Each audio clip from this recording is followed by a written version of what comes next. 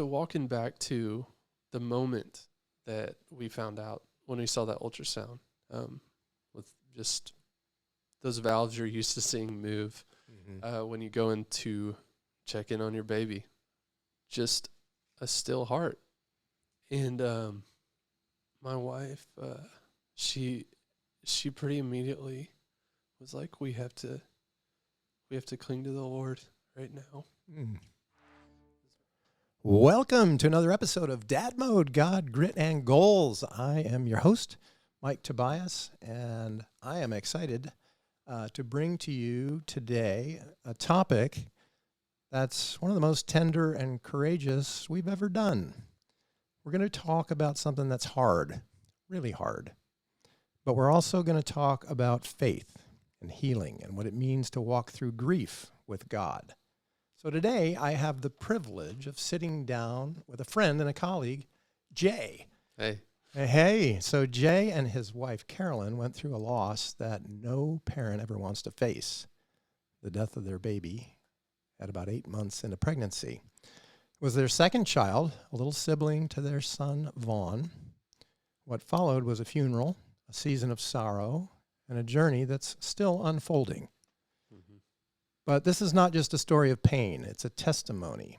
Jay and Carolyn are people of deep faith. They believe their baby is with Jesus. They believe that even in the darkest moments, God is near. And they believe their story can be a lifeline for others. So today we're going to be creating space for grief, for grace, and for the kind of hope that doesn't come cheap. I invite you to listen, not just with your ears, but with your heart. So let's step into this sacred space together. So Jay, welcome to the podcast. Thanks for having me. I appreciate it. Yeah, I've just been so honored that you would decide to share. I know I was at that funeral. This was quite the impact on me. But thanks for being here. So I thought, would you just open to share the story of your baby, Audrey, and what that season of loss was like for you and Carolyn? Yeah, so a lot of times, walking through pregnancy, you're kind of running with blinders on.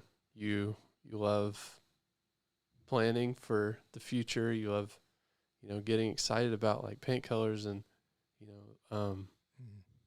imagining what life will be like very soon.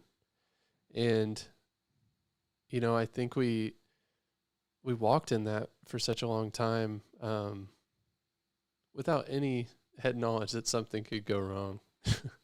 And it did. Yeah. Yeah. We go into the hospital after, a day of limited movement. Nothing was a red flag for us in any of our visits. Nothing seemed off. Nothing seemed wrong. There were no congenital defects that were visible.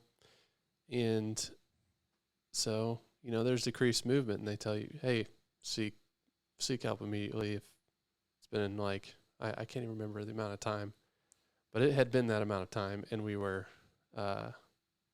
just like doing our due diligence, kind of expecting, she just chill in there, you know, and we go into the hospital, and it's like 10:30 after I'm out of work, and Vaughn's put down. We go get my brother to take care of the house while I'm gone, and we go in this hospital, and we're just sitting waiting.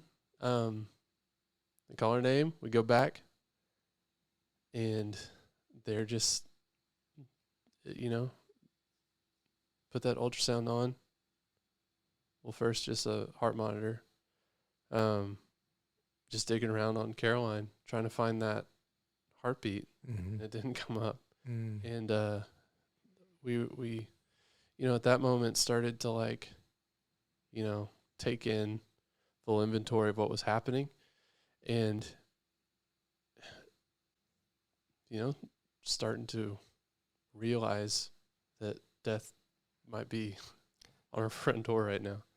And you'd been down this before with Vaughn. Yeah. You knew how to have a baby. Yeah. You knew all the steps and exactly what's supposed to be happening. And yep. Yeah. And you were Mm-hmm. at that 8-month mark, like Yeah, not meeting. very late in pregnancy with nothing indicated. So, yeah, they open up that ultrasound screen and like after the heart monitor and we see no movement, Mm. arm like limbs not moving, and heart just still. And it was a very heartbreaking moment. I'm To sure say it was the very least. quiet Very quiet. and minds racing. Yep. The nurses hardly know what to do, and Yeah. just leave you alone. And so, yeah.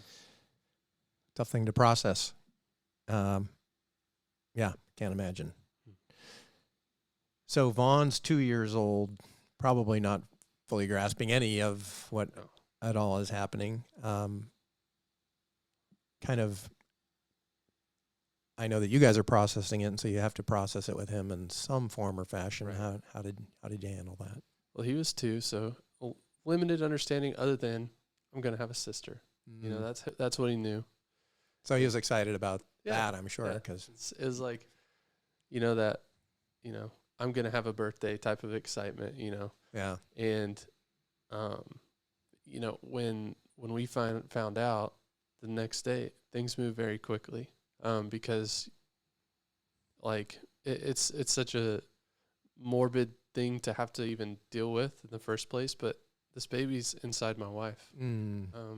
She's still there, and so you have to. The grief is like right, just it's in you. yeah, Like, it's everywhere. And so we had to move quickly, and the next morning we tell our son, like, say bye to your baby sister. That's rough. And we couldn't get him to do it because he was 2-year-old. And so it took us, a little bit, but he finally, sweetly leaned onto his mama and said bye. And he didn't quite understand fully, but he knew that we were saying, like, she's not going to come home. We're all saying bye. Yeah. Yeah. So That's a rough one. Can you walk us through what helped you survive those first days and weeks after the loss? So walking back to the moment that we found out when we saw that ultrasound, with just those valves you're used to seeing move, when you go in to check in on your baby, just a still heart. And my wife, she pretty immediately was like, we have to cling to the Lord right now. It's a very hard moment, but in that moment we felt a nearness we hadn't quite ever felt with Jesus. Like the veil kind of felt a little like torn, because we had lost something so important to us, just like in what seemed like an instant. We were humbled to the point of just, man, God gives us really good things. We look at our son so differently now. That, like, he didn't have to be here. Yeah. This is a fallen world, and we felt it very strongly in that time. Yeah. Yeah, the contrast between looking at Vaughn and what's going on with Audrey, and so much. We are beings that compare. Yeah. We're always comparing.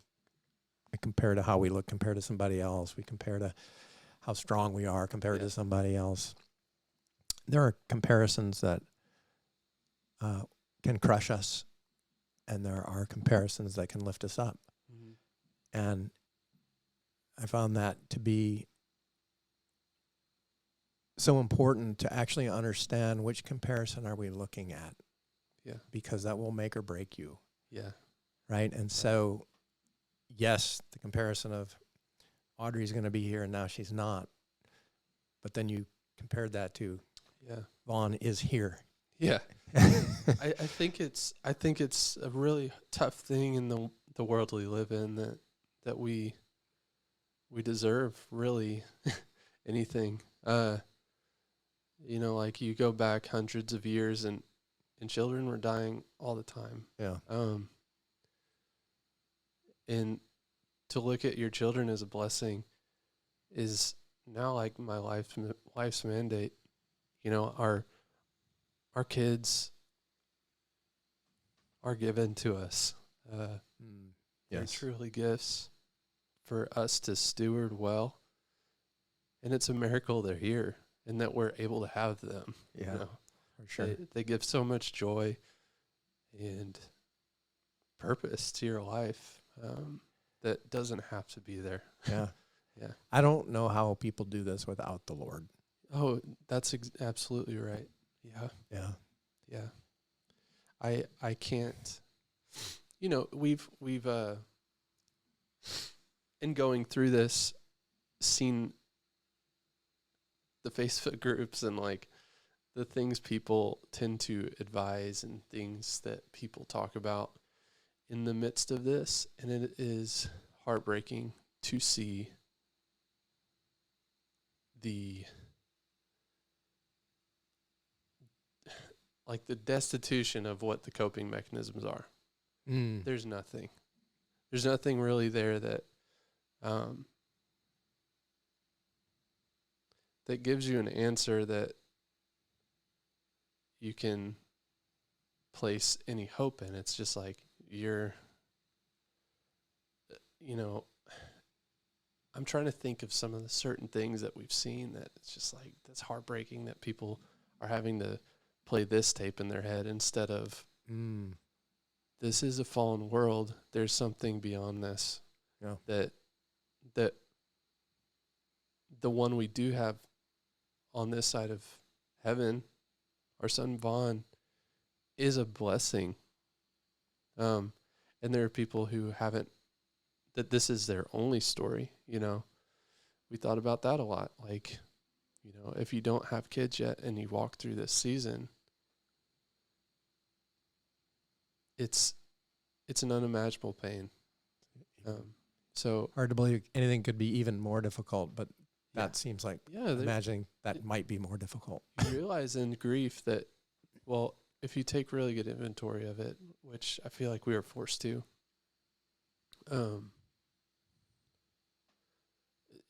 like all the things that you go through, there's someone that has walked through something worse.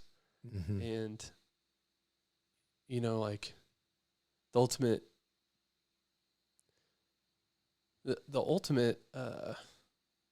grief that someone's walked through is our Savior. Yeah. And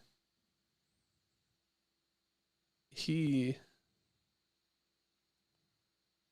chose to walk through the deepest grief, the betrayal of all his friends, the unfairness of living literally the perfect life and being scorned for it. And all the people who scorned him were his creation. It's this crazy thing to dive into when you realize the immense emotional grief that Jesus walked through in Gethsemane and beyond that, in all of history, his struggle with Israel. Our God's very near to the brokenhearted, and that's what we felt. That's good. In that season, that, I think that's the inspiration behind He Gets Us. Oh, yeah. Yeah. Right? Yeah. Yeah. As, like you said, He literally was crucified by the ones he came to save. Yep. Yeah. Yeah. Yeah. Exactly. Yep. So what did grieving as a couple look like for you and Carolyn? Well, for us, we were so blessed to have a just a functioning good marriage. We waited for each other. We pursued holiness together, and we chose each other with intentionality. So we saw the pursuit of Christ in one another, and that's the only reason we ended up together. So, I think she does a much better job than I do, but she saw it in me. So it's very humbling every day to walk alongside her. She's an incredible inspiration to me, and keeps me going most days when things are tough. I just think about how kind she is to deal with everything she has to deal with in a marriage with me. So it's been very humbling. But walking through grief with my wife was very refreshing when I look out at the sea of grieving marriages. And I hope for all people that they look at their spouse as someone that they need to minister to in these seasons. That, you're walking through something and they are too. I think that, I've seen a lot of husbands and a lot of wives just fail to communicate in this time what they're going through in their head. For instance, when we lost Audrey, I was worried, that I might have been a part of this. That man, I gave her a turmeric something. And I was going back in my mind of all these abortifacient herbs and stuff. It's is that one of the, and it wasn't, thank God, but I was so afraid to look it up, and I asked her to look it up because I couldn't. But so you were just going through your mind, what are all the things that, what did I do? What have I done? And, yeah, she's seriously what I said at the beginning when talking about going through that ultrasound.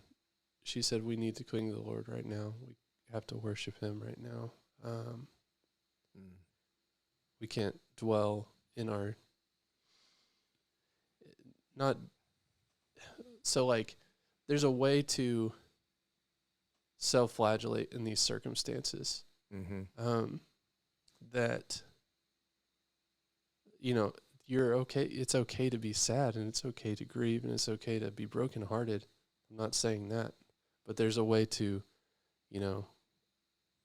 embrace that this is who you are now. You're a dark soul, because you lost something. Yeah. But that's not Christ's story for you. You're one of his, and he died for that. And you're walking through what he's walked through before, in a much smaller way, as hard as that is to believe. But it's been very humbling to have such a immense grief and know it's not anything like someone else's. Yeah. So, these kinds of things, I've seen them tear families apart. And how did this shift your relationship with Carolyn? I know you were close before. Did it bring you closer? Did it stress your relationship? it was a beautiful thing that happened. after this. We don't ever wish, we wish she was here, together. And on the same coin, it's like she's in a much better place than we could give her. But also, the only reason I can think of why our marriage grew and others didn't is because Jesus was near us in this season. I think if your perspective is that he went away from you, that he departed from you, and you didn't get this like quote unquote blessing that you deserved, like I think that's what tears people apart, is feeling that they have been cut off because something bad happened. And that's, if we know Jesus at all, we know his pursuit of us, and we know that this life is a vapor, and that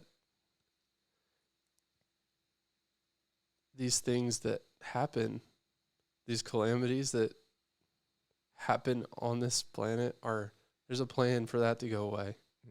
And he made sure that plan will succeed.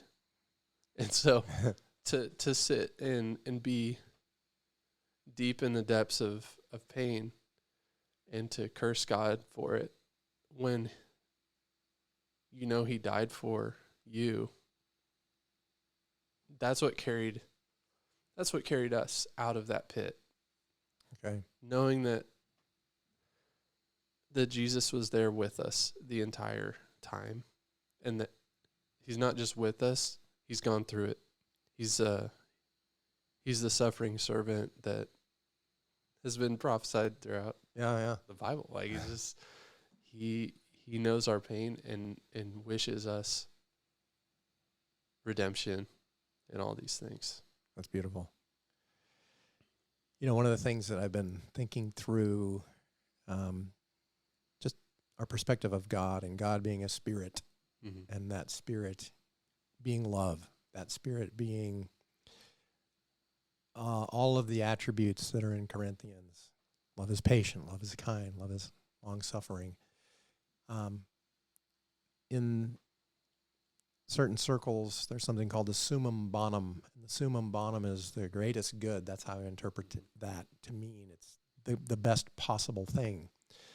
And so God is that. And so to seek after God is to seek after the best possible thing. And so I'm recognizing that even though you were going through this horrible, terrible thing, when Carolyn said, we need to pray, we need to worship God, we need to worship the best possible thing, right? The best possible outcome, but the best possible, whatever it is. And what I've learned in my faith is that the tighter I hold on to an outcome versus holding on to obedience, because we can't control the outcomes. Yeah. But we can control being faithful. Yeah. Faithful that regardless of what happens, there's going to be good from this. And now here we are, over a year later. Yeah. And like you said, you don't wish this on anybody. No. But just as you were able to use Jesus to empathize, knowing he knows your pain. Yeah. Right. Here we are today just sharing this story for others who are also grieving. So you've spoken about your faith and how it's central and how you've processed this loss. And you shared a little bit about what faith looks like in that darkest moment.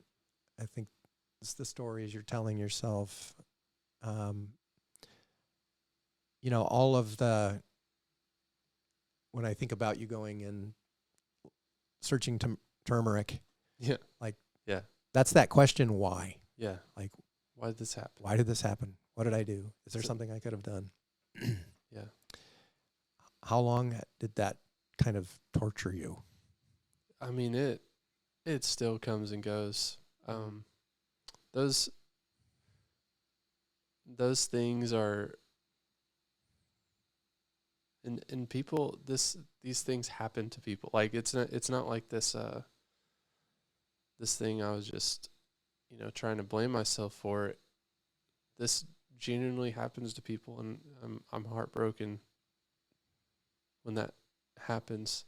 But even in that, even if those things are true, the enemy is the one that is bringing those things into your heart, and the reason you feel blame is because he's the accuser. You know that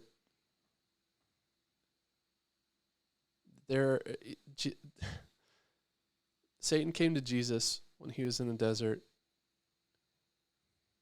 and was just suggesting things over and over to him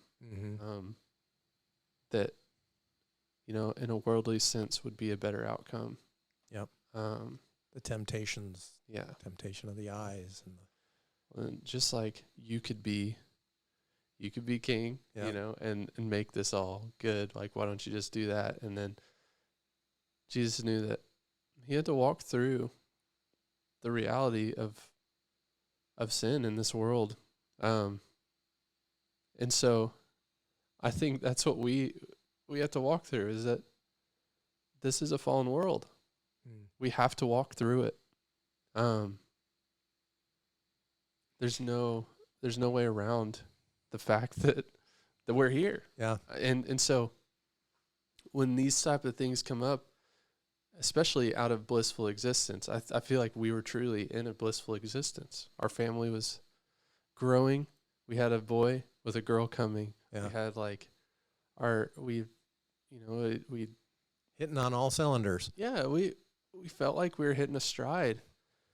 And a stride is a lie on this side of eternity.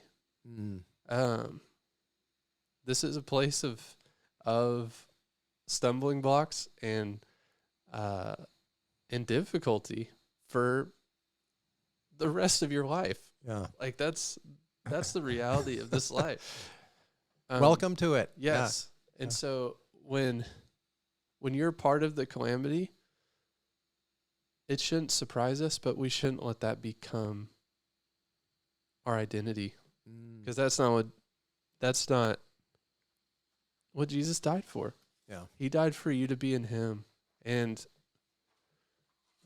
so that we could be with him without suffering, with the good plan in mind of not sowing seeds here on earth, but sowing them in eternity.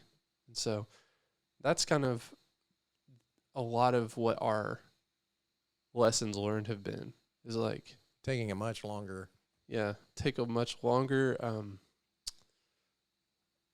longer term plan in mind when thinking of what's the best outcome. Yeah. So like, we're raising Bond right now with all our ability and with all our prayers to know him, because that's the only thing that carried us through the calamity of this earth. Yeah. Like, Jesus is the only way. So were there certain prayers or moments of divine encounter that kind of became lifelines for you? I wouldn't say there's a specific moment other than the initial, trusting of him. When we found out she was gone, but that trust kind of took what form? What did that sound like in your mind? So that trust, I mean, when we say faith, I think a lot of the time we think of this this thing you're just like hoping someone will pull through for. Like, yeah. If you call AAA and you're like, you have no signal other than, like, your phone died after you called AAA.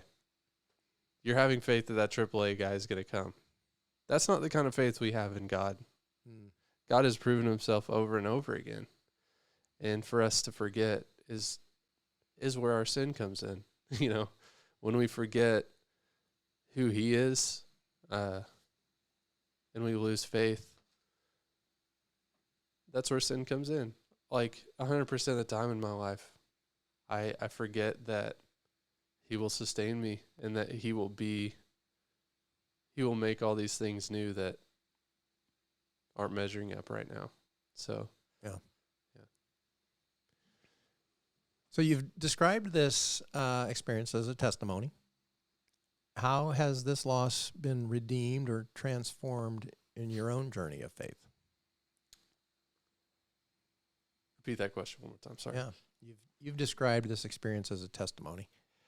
How has this loss been redeemed or transformed in your journey of faith? Well, just in so many ways. But if I had to dial it down to one, how was it redeemed?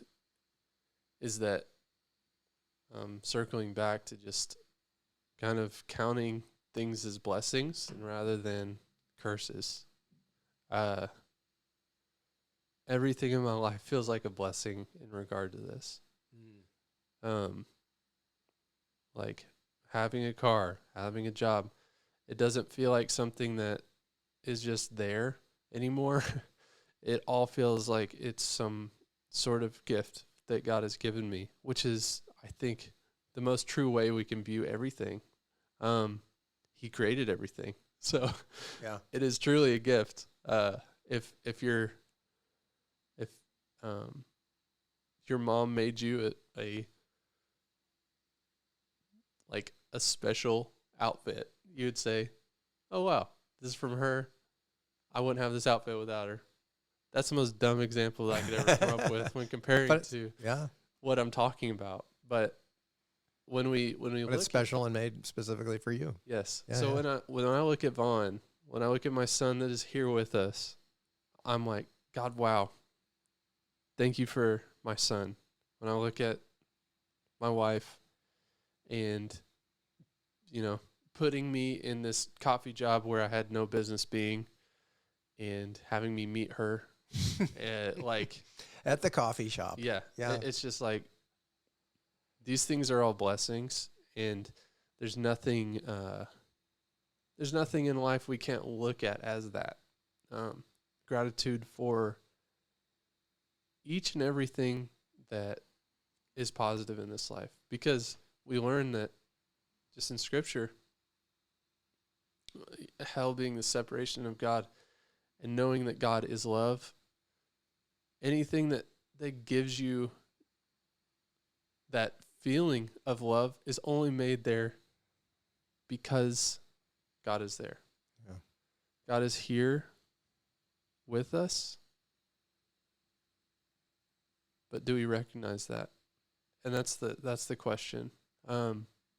That really was the redeeming thing for our loss of Audrey, was Audrey showed us that everything's a blessing.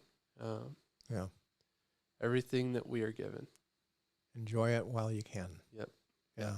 Exactly. That's good. Yeah. Living in the moment a little bit more. Yeah, exactly. What would you say to someone who has experienced a similar loss and is wondering if they'll ever feel whole again? Just, the Lord is near the brokenhearted. He saves those crushed in spirit. That's a Psalms sounds like a 34:18. scripture. Yeah, Psalms 34:18. Okay. And he truly does. He saves you from being crushed. Because everything on this planet wants to crush us so badly. I think of when I tried to pick up a ladybug the other day, and I crushed it, and it made me very sad. This is kind of a weird offshoot of this, but to know how small you are and how easily crushed you are, it is very important to understand how important it is that God offers himself as an ally to you. Yeah. Like, why wouldn't you take him up on being your friend, your savior, your ally in this like kind of perpetual wartime that is life on earth? Yeah. It's something that, I feel so profoundly blessed to have known about before losing Audrey. Yeah. And so I think everyone in my life who has pursued me in knowledge of Jesus, my parents, grandparents, just youth people, like my youth director in high school, and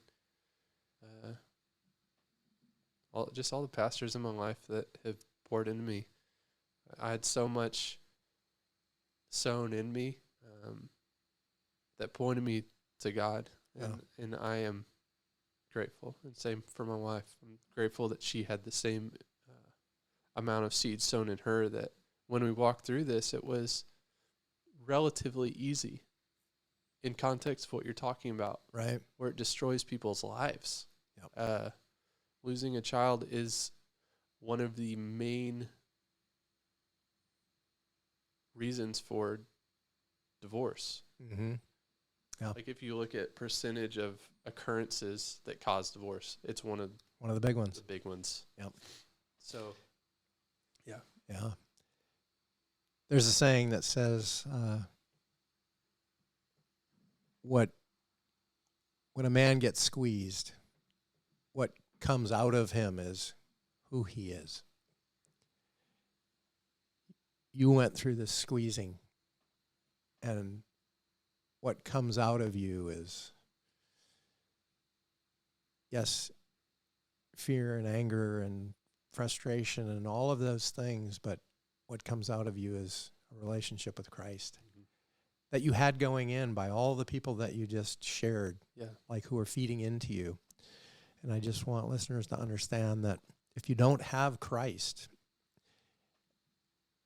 then it's just you. And that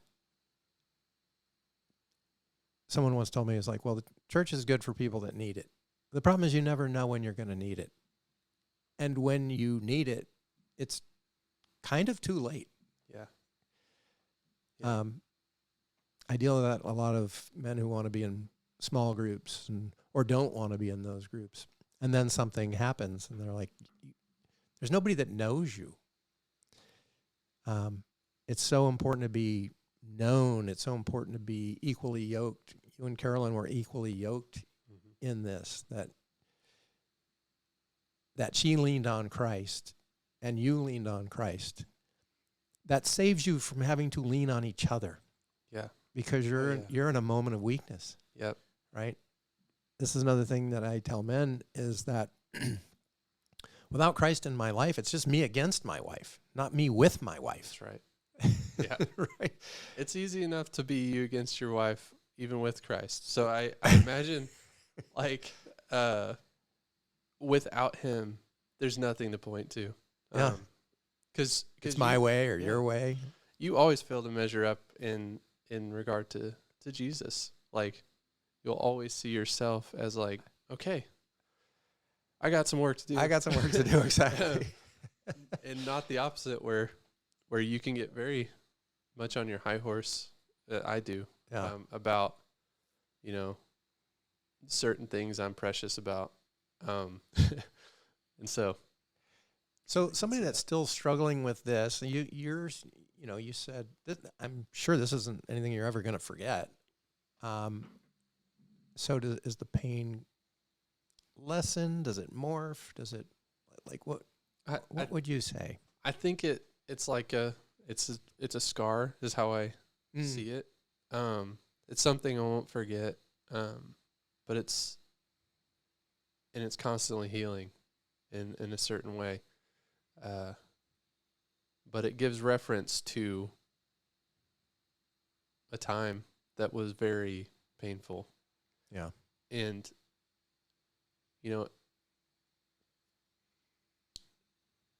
like the interesting thing about like a scar that just doesn't go away is that you can never forget the lesson you've learned. Yeah. Essentially, if you did, you'd have to be putting makeup on it. You'd have to be like trying to actively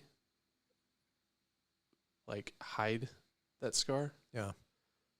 And to those who want to hide these things, it's nothing to hide. It's something to lean into and to use to minister to others. Yeah. Because just as you know, if you've walked through something like this, it gets better while the heartbreak is still there. But there's someone whose heartbreak is very fresh and is in need of just that delicate healing that often takes a lot of care from others. Mm-hmm. We felt the care of others in a way we hadn't felt in such a long time, just because we didn't need it. Like I was saying, life was kind of idyllic. Yeah. And then this happened, and then we realized how great our need was. Yeah. And so... And you had a support system around you. Like yes. When I went to your church and saw all the people that came and yeah, it was all the love beautiful. that was poured out. Yeah. But then you go back home and you're kind of alone again, right? Yeah. You got to live with it. I was listening to a podcast earlier about, it was somebody that understands the brain and understands memory and how our memory works. It's fascinating. And I'm going to tie this back in because one of the things that they said how our memories work is that negative memories unlock more negativity and positive memories unlock more positivity. And so you can find yourself in one of these spirals, right? Mm-hmm. And so finding one good thing in this memory will unlock other good things. So does that resonate with you? That's so cool. Yeah, that's very true in my experience. Like I said, to understand this bad thing that happened,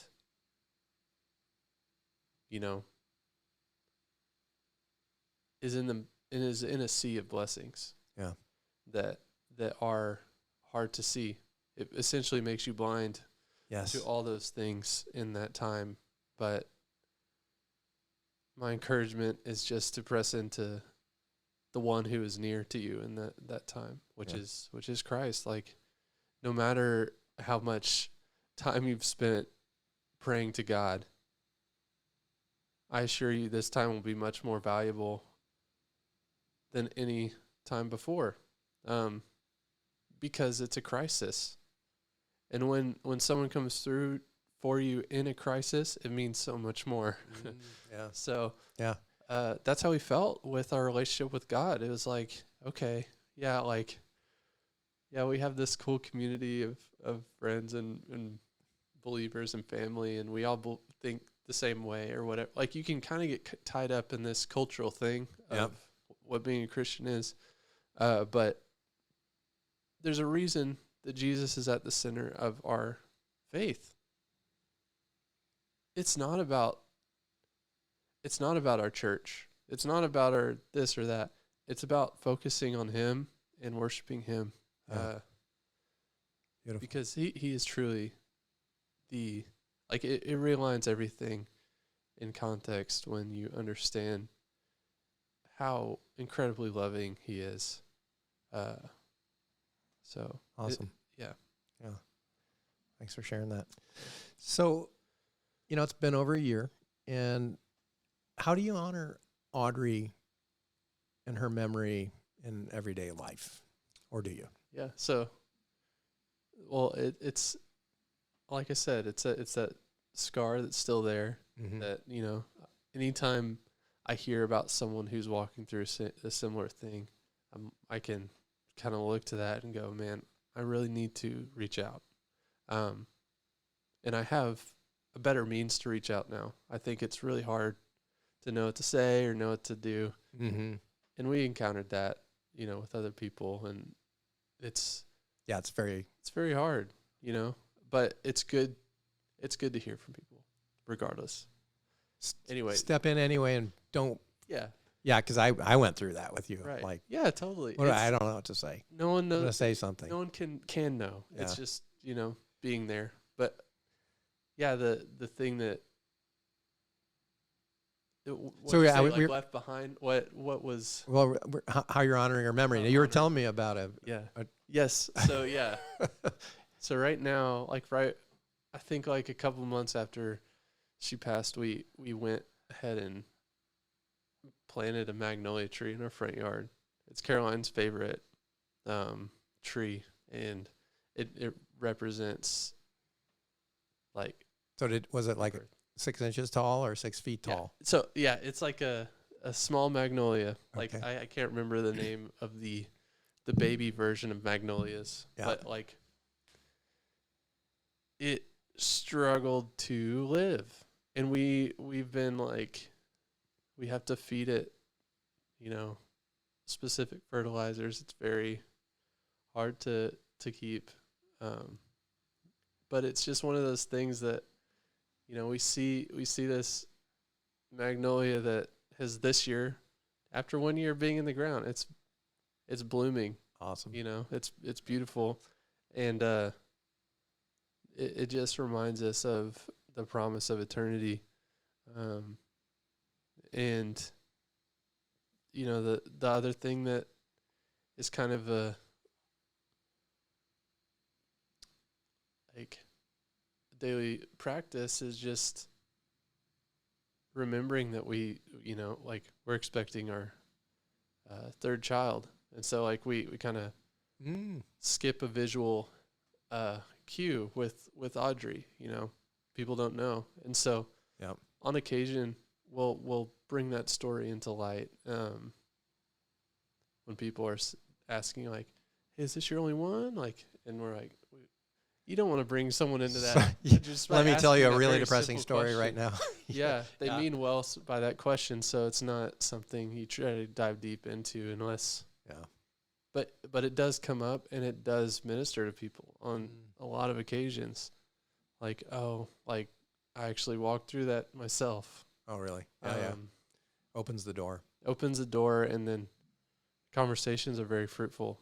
So, but yeah, it also has taught my son to understand like what we're telling everyone who's listening right now is just like everything is truly a blessing. Your sister that was going to be here, she was a blessing while she was here. And God finds a way to bless us even in her passing. He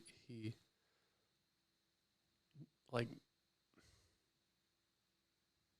he works everything together for the good.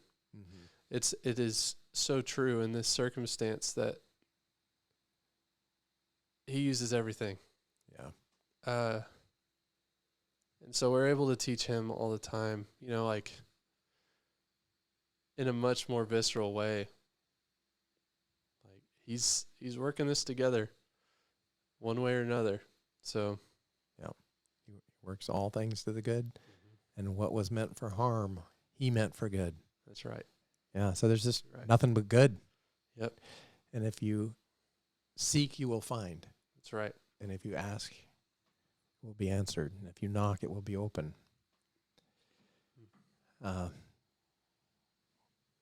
So how are you and Carolyn doing today?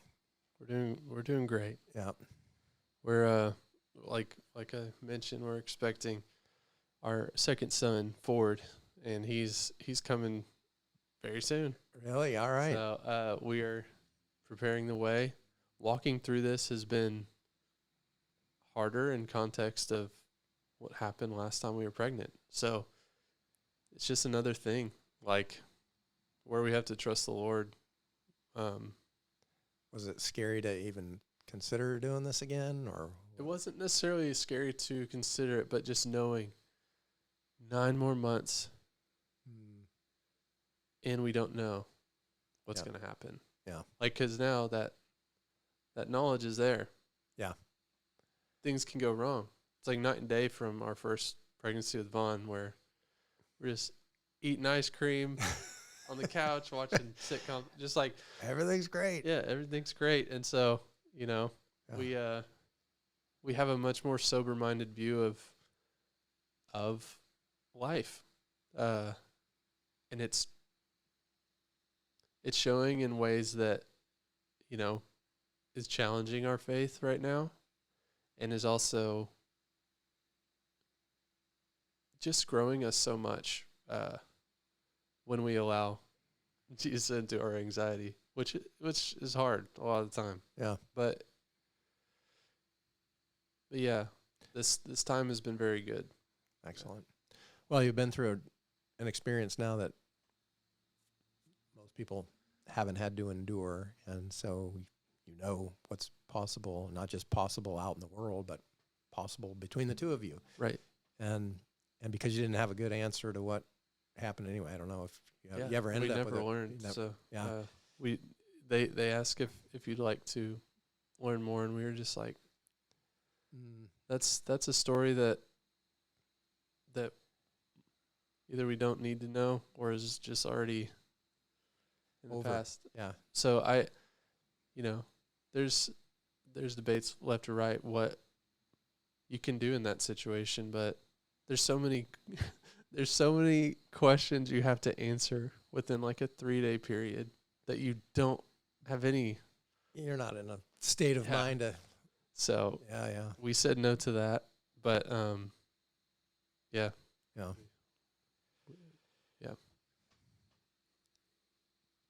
So what do you wish more people understood about grieving a child? It's specifically in our case where we never got to meet her outside of the womb. And I'm sure this is the case for every child, but just imagining what life would be like. You kind of walk through those like daydreams in your head of a day at the park is totally different if she would have been born. And that this family picture would have been different. Life would be completely different if she was here. And so, like, we wouldn't even be having this child yet. So, it has such wild effects, considering just how a loss affects you is pretty specific to the person. But for us, it definitely manifested in we miss her, and we daydream a lot about what that would have been like. Yeah. We see her clothes that we bought because she's the girl. We had a boy initially, so we have all these girl clothes. We have you were on the we already had the baby shower. Yeah, we were ready to go. So it was there's all sorts of things like that culminate in, man, these things that we expect to happen and that do happen are so good. Mm-hmm. But I think for most people walking through loss, it happens differently for everybody. I think the Lord just met us there, and I'm so grateful for that. There's different stories, though. I know that others have had years and years of agony from this sort of thing, and I completely understand why that would be the case, especially if you're outside of Christ.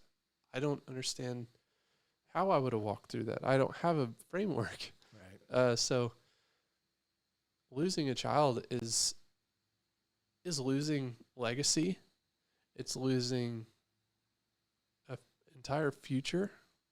like it's weird.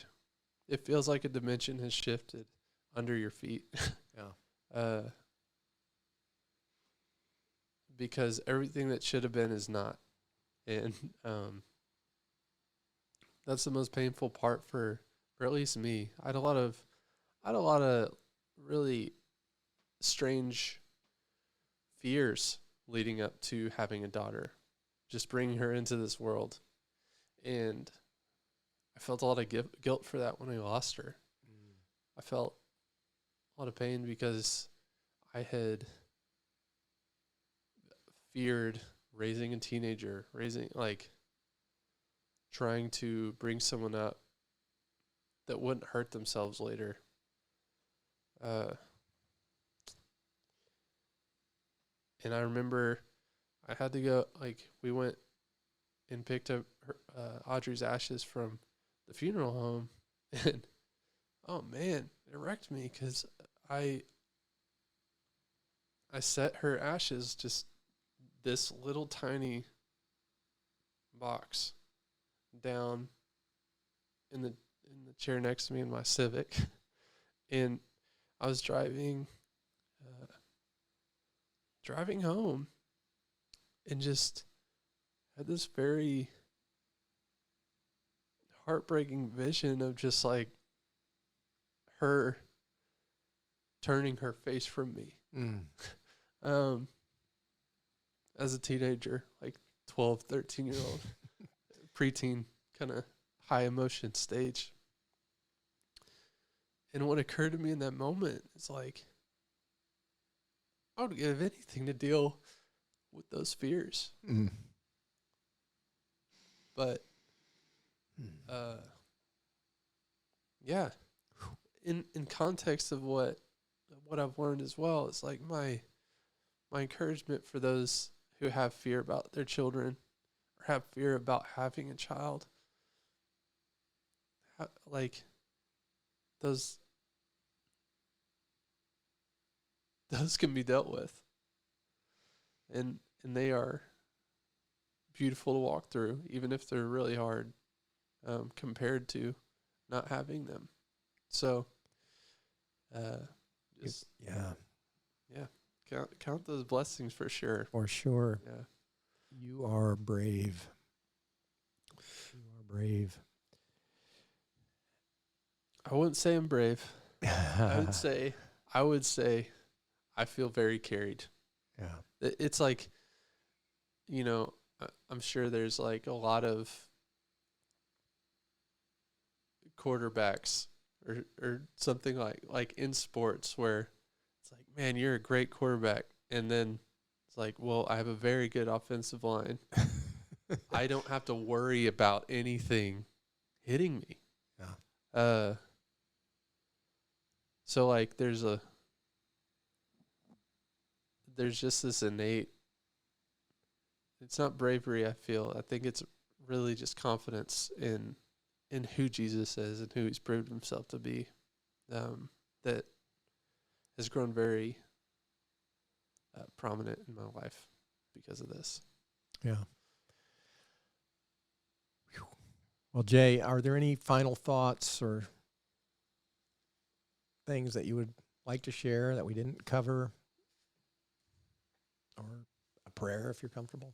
Yeah, I'll pray. Yeah. God, I pray for all the fathers who have lost or will lose a child. God, that they know that you are near. God, that you lost your child. You lost Jesus, but you had a plan for Jesus.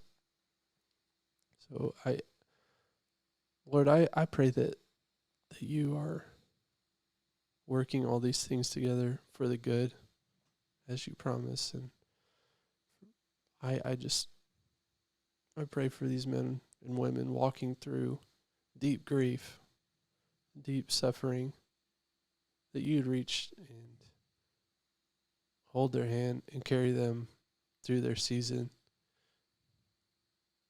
God, that they would reach to you and that they would see you as good and not see you as withholding. Rather, that they would see you as the only reason they've been given anything. Mm.